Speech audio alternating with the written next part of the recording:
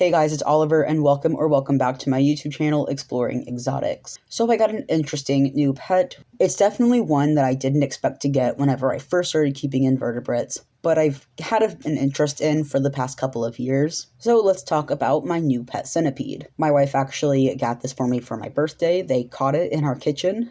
Since they are of least concern, and we do have a ton of these guys around these parts, we just went ahead and kept them. There's no harm really, especially with invertebrates. It's usually not as frowned upon, especially if you're not taking them in large quantities, which obviously I'm not. I've been told that it could be a giant red-headed centipede. However, I have my suspicions that it's actually an eastern bark centipede, and I don't know. I'm not well versed in centipedes, so if you can get a good enough look at the centipede and you happen to know what it is, or can point me somewhere where I can figure out what it is, that would be greatly appreciated. And of course, a few disclaimers. I will be super quick. It is really important that you listen to this, especially if you think that a pet centipede is a good idea. I don't really recommend them, especially if you're a beginner invert keeper. They are venomous. The species I suspect for this centipede aren't significant. However, it is super painful. They are also escape artists. They can get through a lot of things. So I used a plastic bin. I just used this because it is better at keeping in humidity. And I did put this screen in. So ideally, I hope that this is the case. He will not be able to stand on his very tippy toes and get to this or get to anything textured that he could really climb on. And even if he gets up to here, it's a well-closing lid, and it has, I don't know if you can see that, it has that piece there that helps it seal. So even if he does get up here, it's still a lower chance of him actually getting out. But also, like I said, he's native, so if he does get out, I mean, he's right where we found him pretty much. So yeah, obviously the enclosure's done right now. I'm filming this after I've already done it, but yeah, this is not a care guide. We are just going to be setting up a centipede enclosure.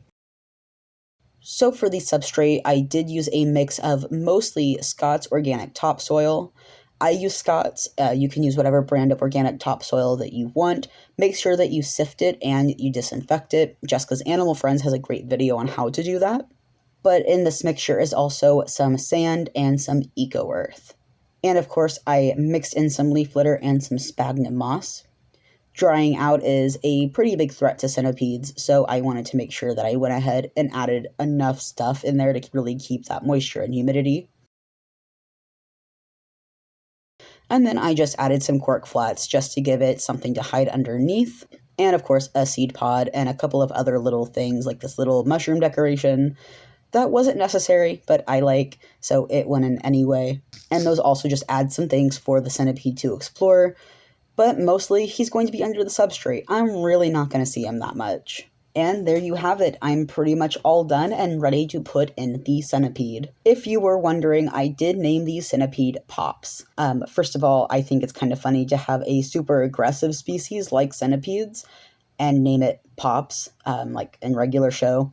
But also, we found him on popcorn ceiling, so we just named him Pops. And that is all for today's video. I really hope you guys enjoyed it. Again, if you know what species this is, please let me know in the comments below, or if you have any resources for me to figure out what it is. I would love to see it because I really want to pinpoint what I have going on here. And of course, like this video for the algorithm. All of my links, including my Instagram account, my art Instagram account, my Facebook group, and my wife and I's Etsy will be in the description down below. And of course, subscribe if you are into this kind of content or really any animal kind of content.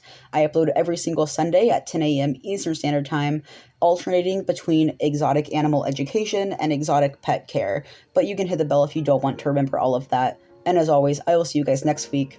Bye.